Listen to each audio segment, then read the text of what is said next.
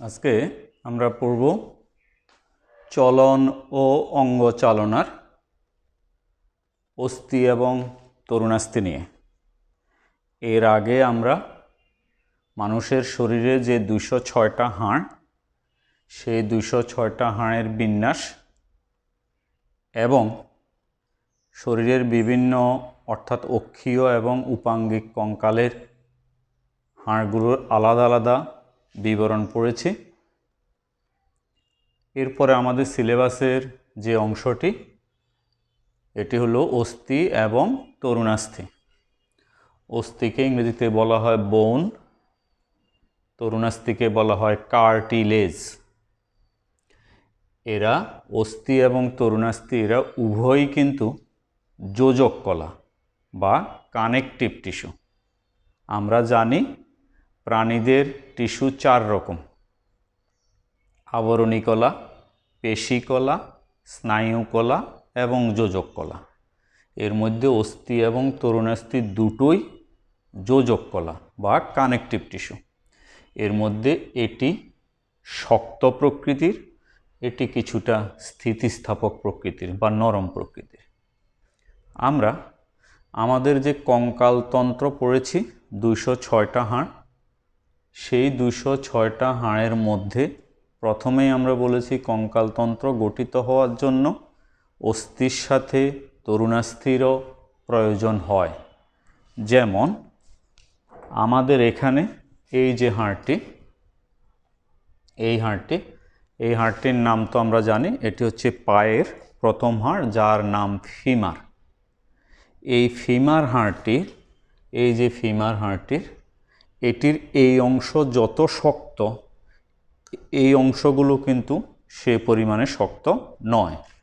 তাহলে এই অংশটি, এই যে আমরা এখানে যেটা, এই যে টোটাল মাঝখানের অংশটা হচ্ছে অস্থি, আর এদের যে প্রান্তভাগ, এই যে প্রান্তভাগ, এই অংশটি কিছুটা নরম এবং স্থিতিস্থাপক।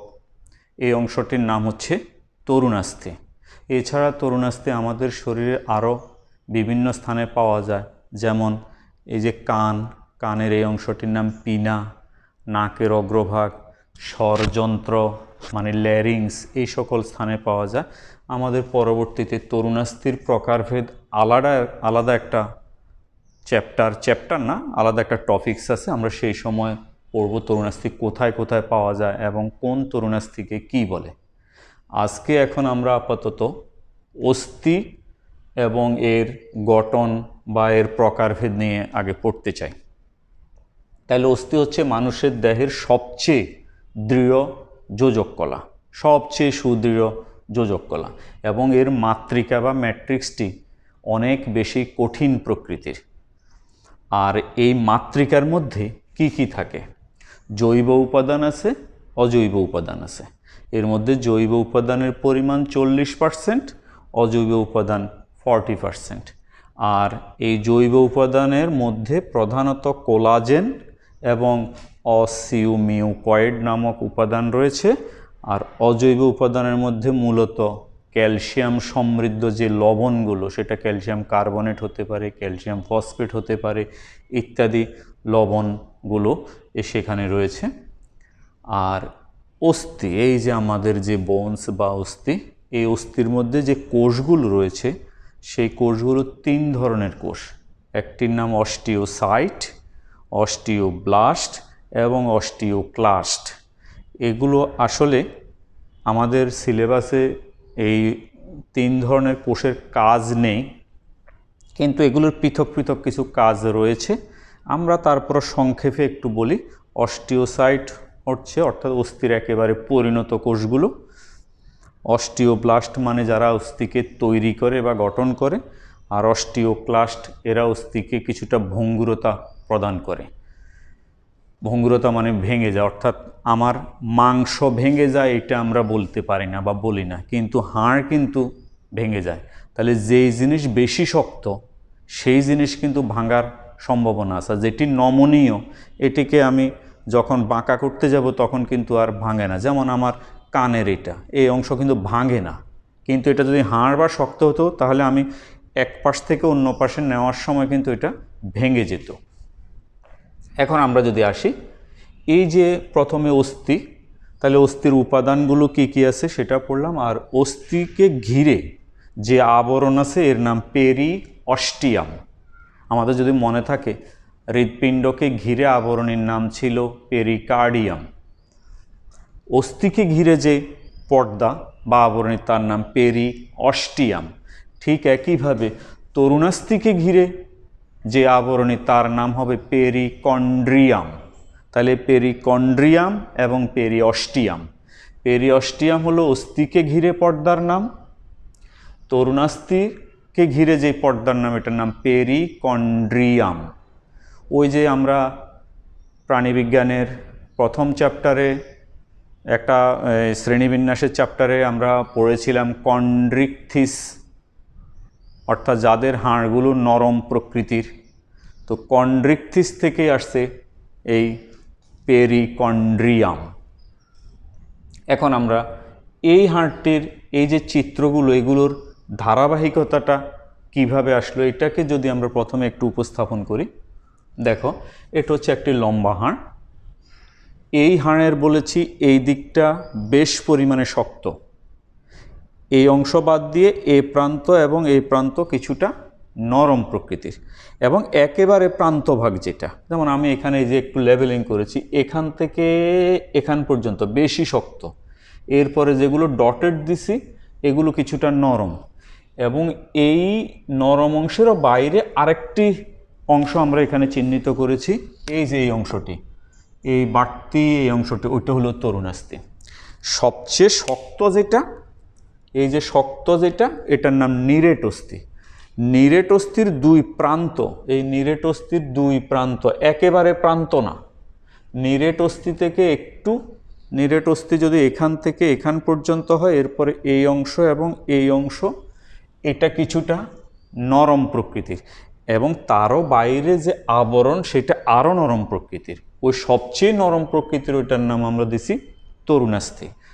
আর এটা স্পঞ্জি অস্থি, এটা নিরেট অস্থি। তাহলে আমার এখানে এবার আমরা যদি দেখাই, এখান থেকে যদি আমি ধরে নিই এখান পর্যন্ত এটা কিছুটা হলো নিরেট, সেই তুলনায় এগুলো এবং এগুলো একটু নরম, এদের হবে স্পঞ্জি, আর একেবারে দুই প্রান্ত ভাগে সেখানে থাকবে তরুণাস্থি।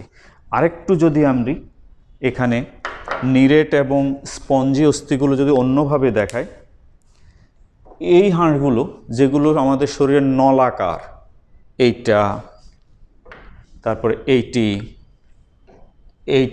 এটা হিউমেরাস, এটা টিবিও ফিবুলা, এটা ফিমার। এই নলাকার অস্থিগুলো বেশিরভাগই নিরেট প্রকৃতির।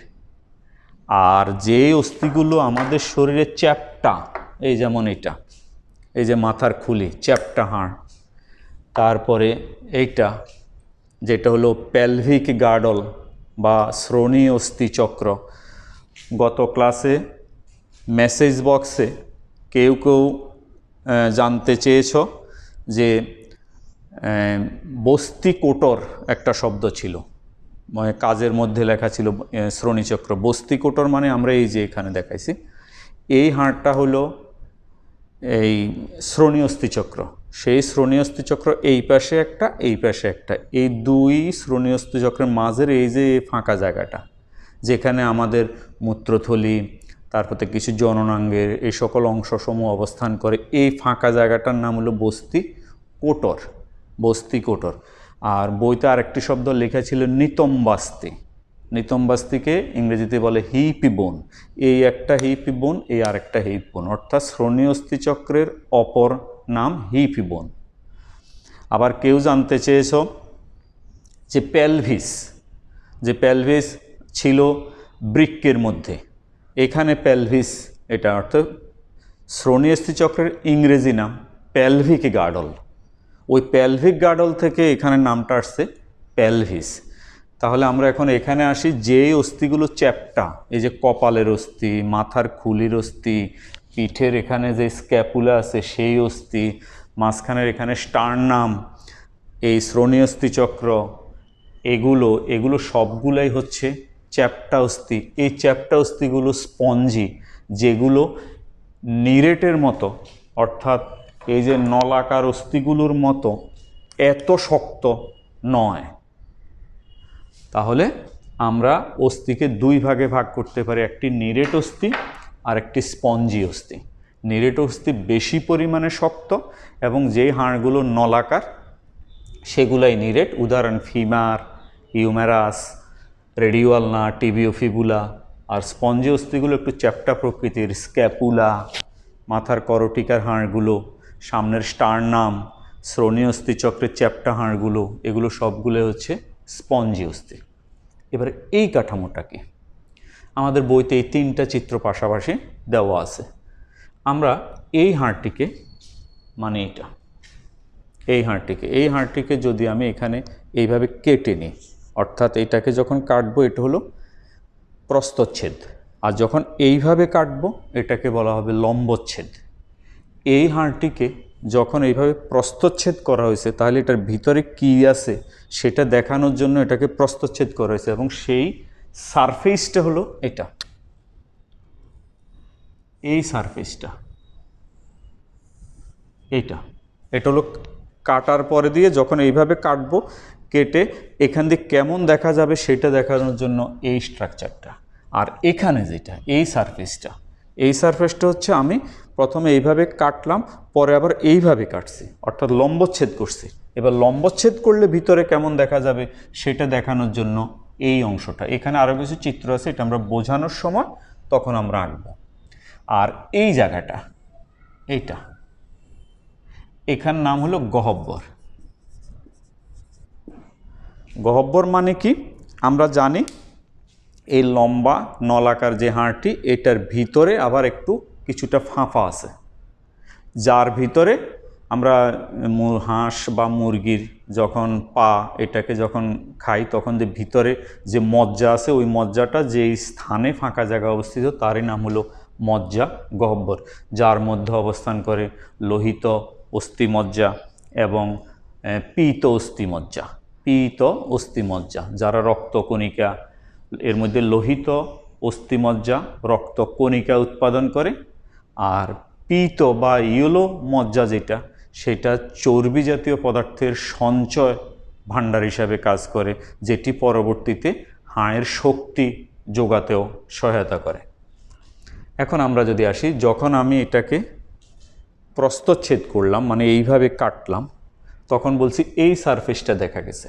এখন এই প্রস্থচ্ছেদে একটি অস্থির মধ্যে কি আছে, আমরা দেখলাম যে কতগুলো গোলাকার, কতগুলো কাঠামো, 1 2 3 4, 4টা গোলাকার কাঠামো, এরকম 4টা না, অনেকগুলো গোলাকার কাঠামো সেখানে আছে। এই গোলাকার কাঠামো প্রত্যেকটির নাম, এই যে প্রত্যেকটির নাম, এই 1টা 2টা 3টা 4টা, প্রত্যেকটির নাম হলো হ্যাভার্সিয়ান তন্ত্র। তাহলে তো আমি এটা বলতে পারি নিরেট অস্থির যে গাঠনিক একক, সে একককে বলা হয় হ্যাভার্সিয়ান তন্ত্র। যেমন একটি ওয়ালের যে একক, সে একককে আমরা বলি ইট, অর্থাৎ অনেকগুলো ইট দিয়ে ওয়াল তৈরি। এখন আমি বলতে পারি অনেকগুলো হ্যাভার্সিয়ান তন্ত্র দিয়ে অস্থি তৈরি, তাহলে অস্থির একককে বলবো হ্যাভার্সিয়ান তন্ত্র, এই একটির নাম। আর এই চিত্রটি হলো একটি হ্যাভার্সিয়ান তন্ত্র। আর এখানে যে আমি বাউন্ডারি দিলাম, এই যে এটা, একে পাশে আরেকটি হ্যাভার্সিয়ান তন্ত্র, এখানে আরেকটি হ্যাভার্সিয়ান তন্ত্র, এখানে আরেকটি হ্যাভার্সিয়ান তন্ত্র। আমরা একটার চিত্র আঁকবো। তাহলে আবার একটু পরিষ্কার করি, নিরেট অস্থিকে প্রস্থচ্ছেদ করলে এই সারফেসটা আসবে।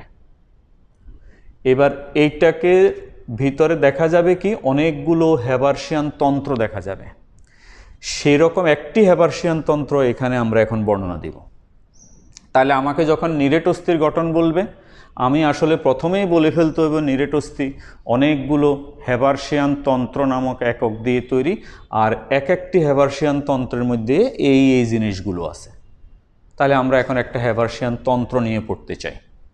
প্রথমে আসি, এই যে হ্যাভার্সিয়ান তন্ত্র, এই তন্ত্রের একেবারে কেন্দ্রবিন্দুতে, এই যে কেন্দ্রবিন্দুতে আরেকটি বৃত্তাকার কাঠামো থাকে। এই বৃত্তাকার কাঠামোটির নাম হ্যাভার্সিয়ান নালী।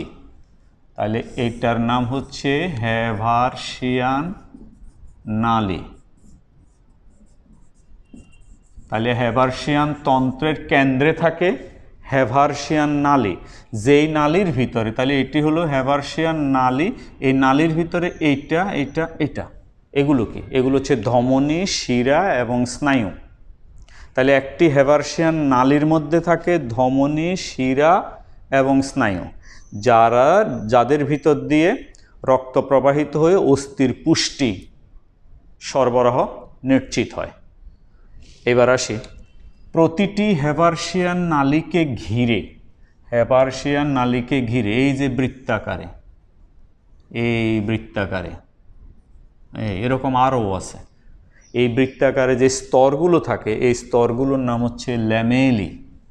এই যে স্তরগুলোকে বলা হয় ল্যামেলি। তাহলে হ্যাভার্সিয়ান নালীকে ঘিরে বৃত্তাকারে সজ্জিত যে স্তরগুলো দেখা যায়, এই একটা স্তর, এই আরেকটি স্তর, এই আরেকটি স্তর, প্রতিটি স্তরকে বলা হয় ল্যামেলি।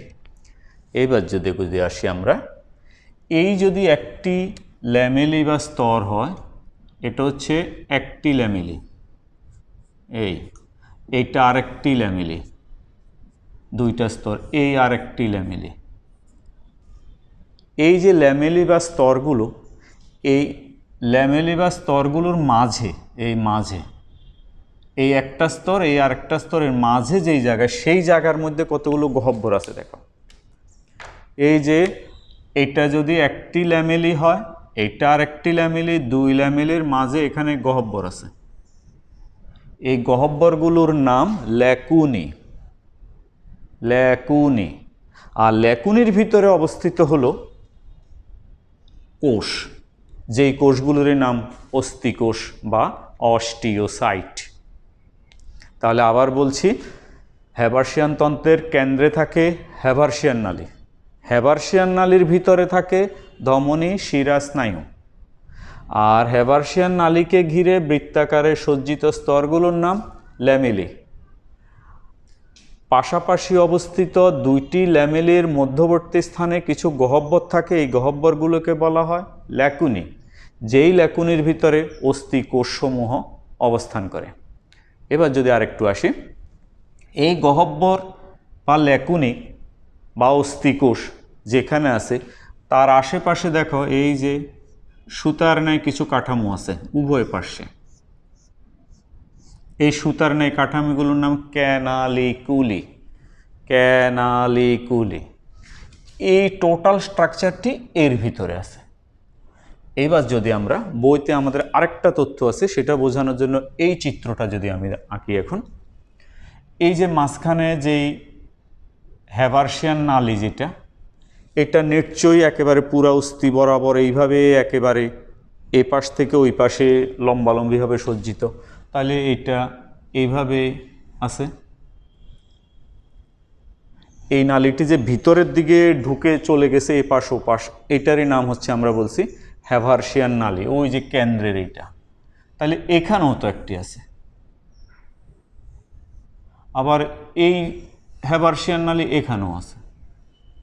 তাহলে অর্থাৎ আমাদের এই যে নিরেট অস্থি, এই নিরেট অস্থির ভিতর দিয়ে কতগুলো হ্যাভার্সিয়ান নালী এই পাশ ওপাশ লম্বালম্বিভাবে সজ্জিত। আর এটি যদি একটি হ্যাভার্সিয়ান নালী হয়, এটি যদি আরেকটি হ্যাভার্সিয়ান নালী হয়, এগুলোর মাঝে আড়াআড়ি, অর্থাৎ এইটার সাথে এটার সংযোগের জন্য আড়াআড়িভাবে অনুপ্রস্থভাবে যে নালীগুলো, এদের নাম ভকম্যান্স নালী। তাহলে পাশাপাশি অবস্থিত দুটি হ্যাভার্সিয়ান নালীর যে সংযোজক আড়াআড়ি নালী, তার নাম হচ্ছে ভকম্যান্স নালী। এইটা প্রস্থচ্ছেদের চিত্রে বোঝা যায় না, এই জন্য এই পাশে আমরা এবার একটা লম্বচ্ছেদ করেও আঁকছি আমরা। এটা ছিল আমাদের অস্থির গঠন। আর বা অস্থির গঠন বললে আসলে মূলত আসবে, অস্থিকে প্রথমে বলতে হবে যে অস্থির সংজ্ঞা দিয়ে, অস্থির গাঠনিক এককের নাম হলো হ্যাভার্সিয়ান তন্ত্র। এরপরে আমরা হ্যাভার্সিয়ান তন্ত্রের বর্ণনা দেব। এরপরে আমাদেরকে পড়তে হবে তরুণাস্থি, যেটি অস্থির চেয়ে কিছুটা নরম এবং স্থিতিস্থাপক।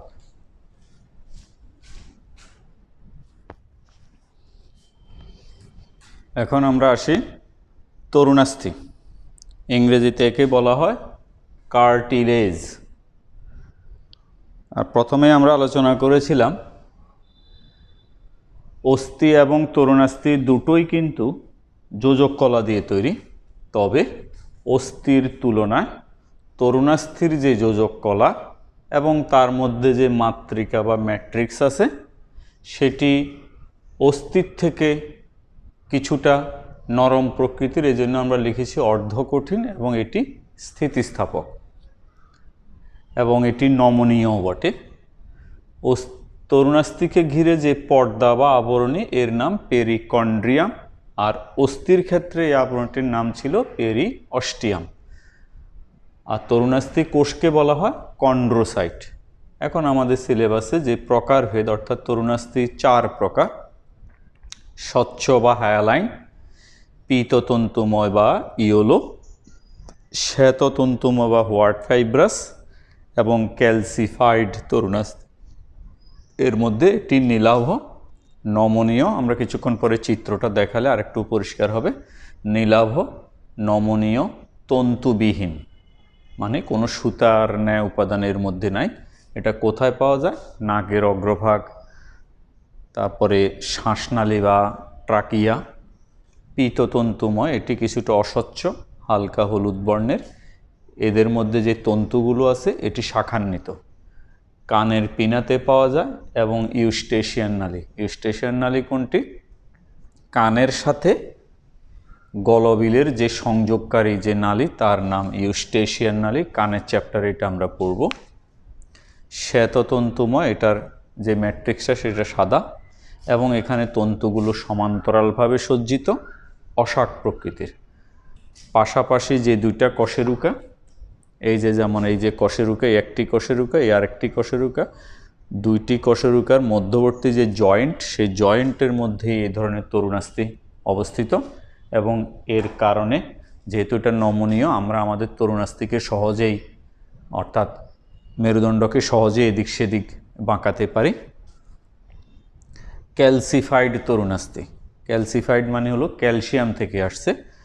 এর মধ্যে ক্যালসিয়াম কার্বনেটের পরিমাণ অপেক্ষাকৃত বেশি থাকে এবং হিউমেরাস বা ফিমার, এই যেমন হিউমেরাসের যে মস্তক, ফিমারের যেই মস্তক, এই মস্তক, এই সকল মস্তকের মধ্যে এই তরুণাস্থিগুলো দেখা যায়। এখন আমরা যদি ছোট্ট করে একটু চিত্রতে দেখাই তাহলে দেখো যে কোনটি কোন ধরনের তরুণাস্থির। এই যে চিত্রটি, প্রথম যেটি সেটি ছিল স্বচ্ছ। এর মধ্যে দেখো এই চিত্রের ম্যাট্রিক্সের মধ্যে কোনো, শুধুমাত্র কোষগুলোই আছে কিন্তু কোনো তন্তু নাই, কোনো তন্তু বা সুতার নাই। এই জন্য আমরা এটাকে লিখেছি স্বচ্ছ, তন্তুবিহীন লেখা আছে। দ্বিতীয় যেটা পীততন্তুময়, এটা পীততন্তুময়। এখানের যে তন্তুগুলো আছে এই তন্তুগুলো শাখান্বিত।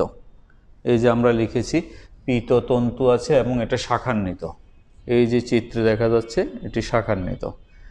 আর শ্বেততন্তুময় যেটা, এটা এখানে তন্তুগুলো গুচ্ছাকারে এবং অনেকগুলো এই এক গুচ্ছের মধ্যে দেখা যায় যে এগুলো সমান্তরালভাবে সজ্জিত, এই যে সমান্তরালে সজ্জিত, শাখাবিহীন।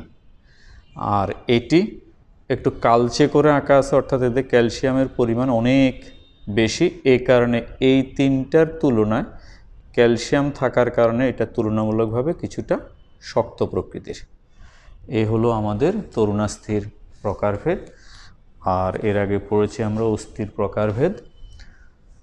সবশেষে আমাদের পরবর্তীতে আমরা আলোচনা করব পেশি নিয়ে, অর্থাৎ মাসল। এটা আমরা জানি যে এটা 3 ধরনের পেশি: ঐচ্ছিক পেশি, অনৈচ্ছিক পেশি এবং হৃদপেশি। এই সকল নিয়ে আমরা পরবর্তী ক্লাসে আলোচনা করব।